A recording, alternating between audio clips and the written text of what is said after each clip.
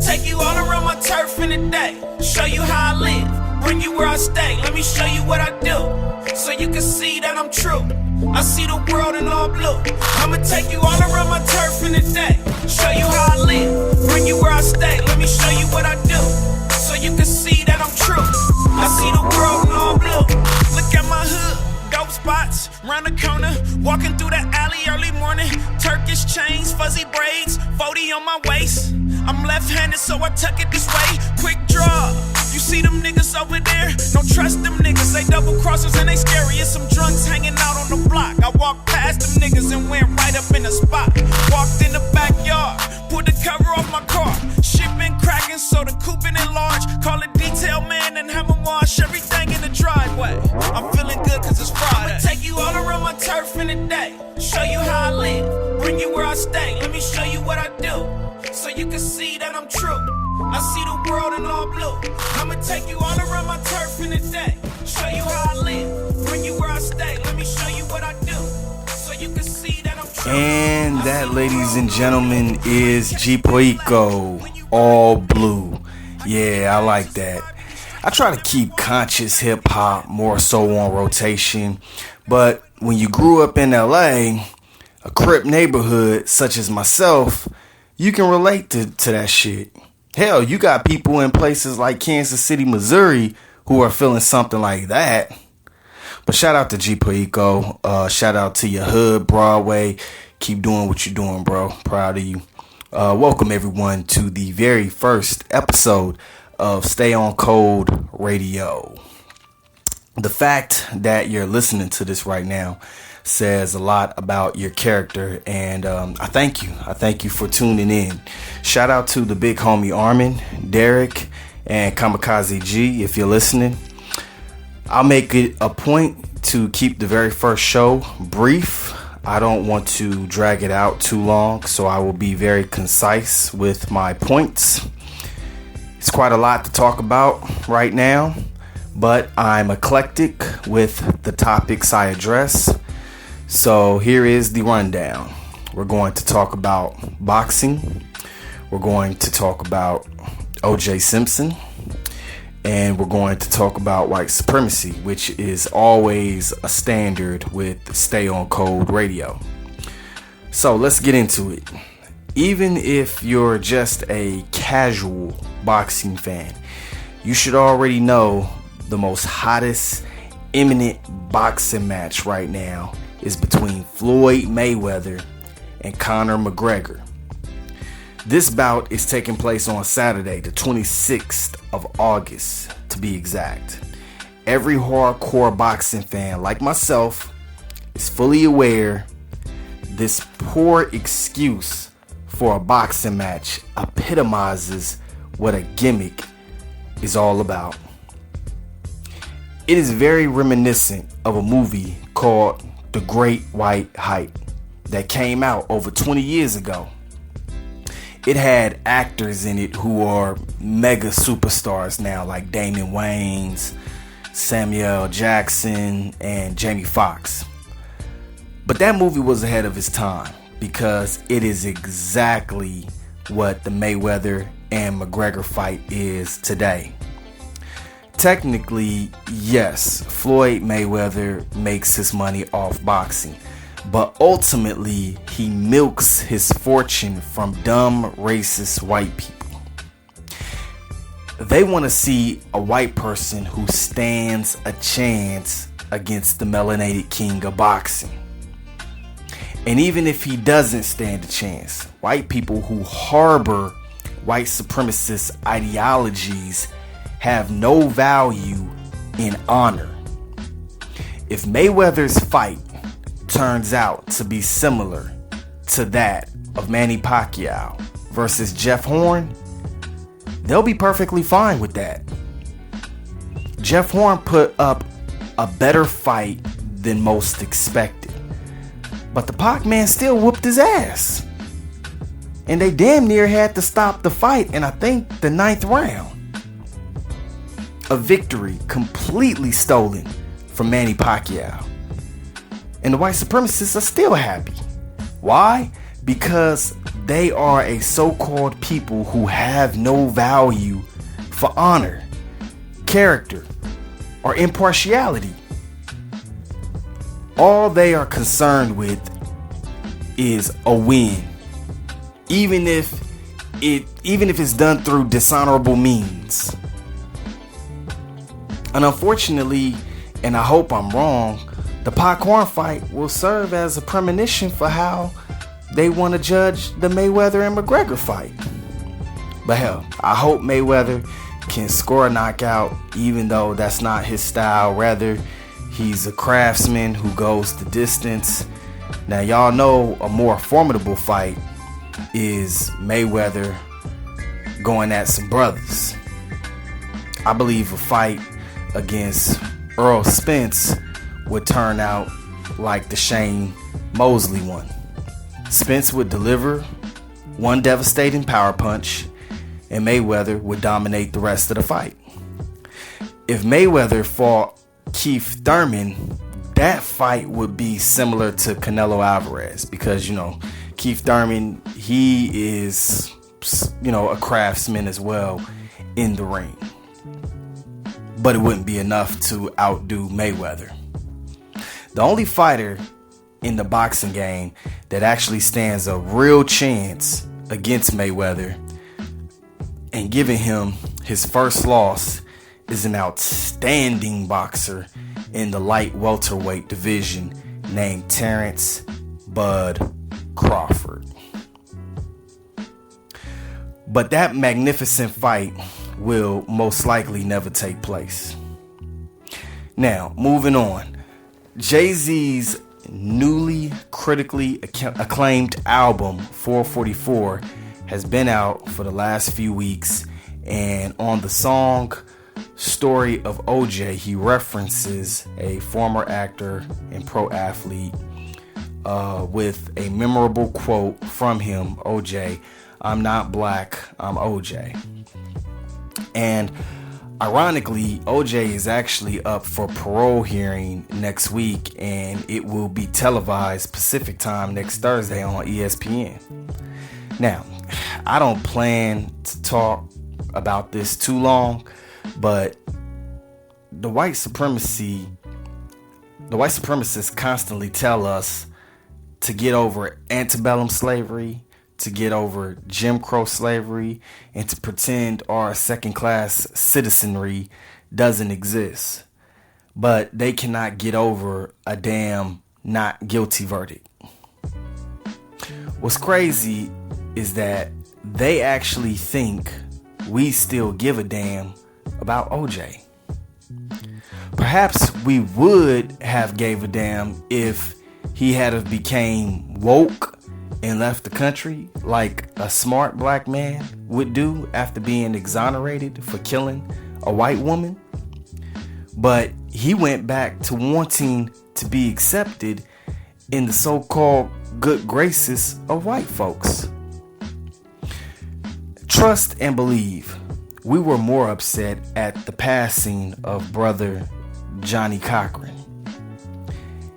After getting OJ off, he went and got Geronimo Pratt out of jail, who, by the way, was a member of the Black Panther Party and godfather to the late Tupac Shakur. And I could have guessed that because I was not only a Tupac fan as a kid, but also a fan of the Outlaws, Tupac's group.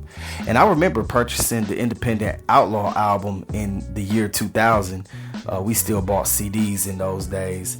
And there was an interlude on there with Geronimo Pratt addressing Tupac and talking about the origin of the phrase ride or die. Now, Geronimo Pratt, he died in, I think, 2011 in Tanzania. See, he was much more intelligent than OJ. He got the hell up out of white America because, it had a hard on to still fuck him due to his legacy. And he died in peace over there in East Africa.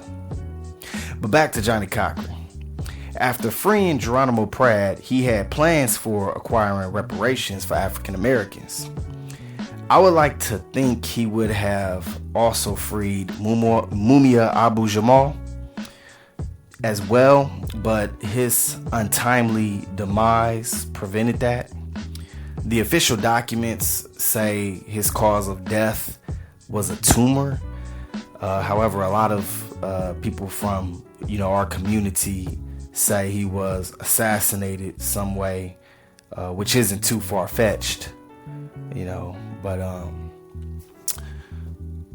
black people need to learn the extremity white people go through to maintain white supremacy. What is white supremacy? Well, if you look it up, it says it is the belief that white people are superior to those of all other races, especially the black race, and should therefore dominate society. But guess what? The mission of white supremacy says otherwise. And white supremacists' fear is that they are inferior, especially to that of the black race.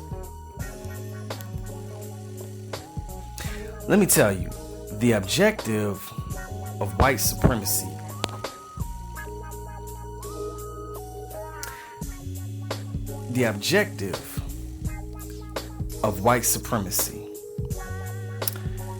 it is a violently resistant struggle against evolution in an effort to preserve a physical appearance due to genetically recessive gonads.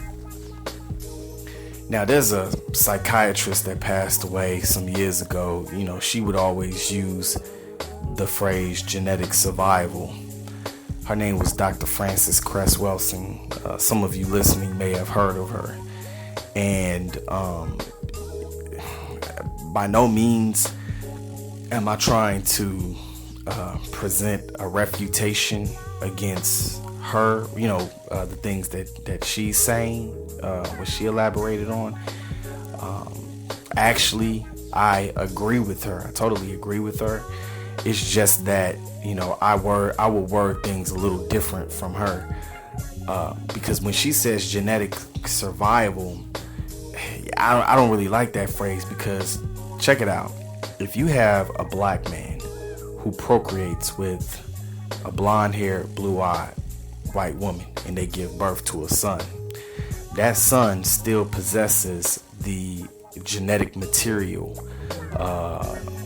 of pale skin, blonde hair, and the malfunction of blue eyes. And I say malfunction because there is no genetic marker for blue eyes. If there was a genetic marker for blue eyes, then there would be a such thing as blue pigment in the iris.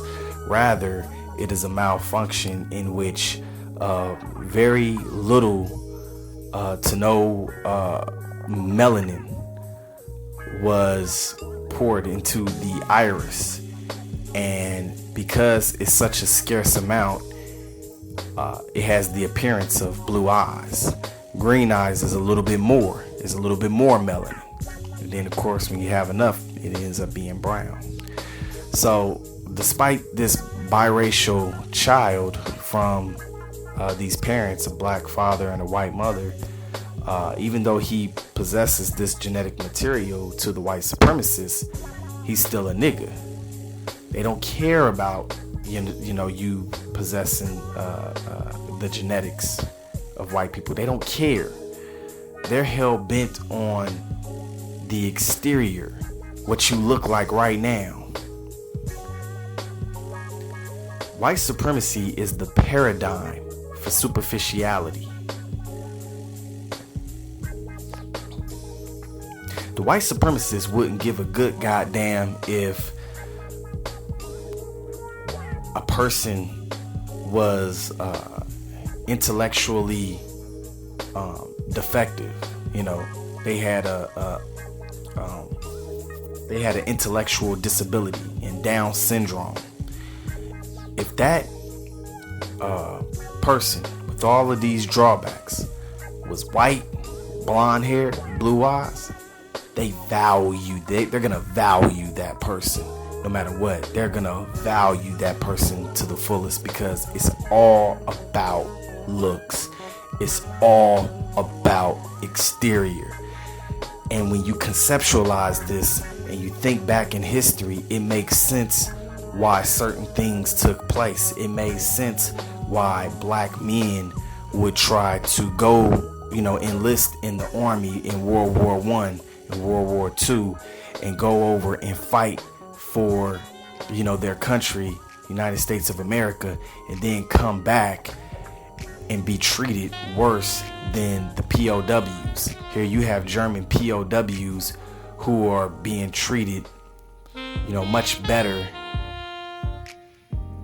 than soldiers, who put their lives on the line for their country. Not only that, you had black men who fought in World War I and World War II, and they were lynched in their uniforms. And the reason why is because it's not about character. It's not about honor. It's not about who you are on the inside. It's all about how the fuck you look. The exterior. That's all it is. That's all white supremacy cares about. Black people have to understand that. Let me say that again, because y'all need to know this. What is the objective of white supremacy? It is to violently resist evolution in an effort to preserve a physical appearance due to genetically recessive gonads. In the mind of a white supremacist, he thinks, I gotta maintain my look. I don't want my look to go away because my genes are weak. I gotta keep my blue eyes, which are consequential of a malfunction, blonde hair and pale skin. And black men with their potent sperm can fuck our women and take our look, our physical appearance away from us. And we will no longer look how we look. This is how they think, fam. Understand that. Alright? And once you fully understand it, just don't keep it to yourself. Spread that shit. If you got kids, teach them how white supremacists think. If you have, little cousins and little youngins, you could teach them this stuff. 5, 6, and 7 and 8 years old is not too young to start teaching, kids how white supremacists think, because it's not like it's going away anytime soon. So you might as well teach them sooner than later so that they have it. Not to disparage the parents of Jordan Davis and Trayvon Martin, but provided that Jordan Davis and Trayvon Martin were fully aware of just how rampant white supremacy is throughout our society, they would probably be alive today. They probably would have known the necessary steps to take in order to get out of their situation. Because I don't care what you say, them being here and being able to grow up and possibly marry, another black woman and have kids and raise a family, that right there combats white supremacy. The fact that they would still be living, that goes, black life goes against white supremacy. You gotta realize that. Alright, so this has been a Stay on Code radio production. I told y'all it was going to be a very short show. Please visit the Stay on Code Patreon page. That's SOD Radio Podcast. So you type in www.patreon.com patreon.com/SOD radio podcast, and you could become a patron for as little as $1 per show and support future episodes of Stay on Code Radio. Until next time, just don't stay woke, my fellow Moors, but stay on code. Peace, y'all.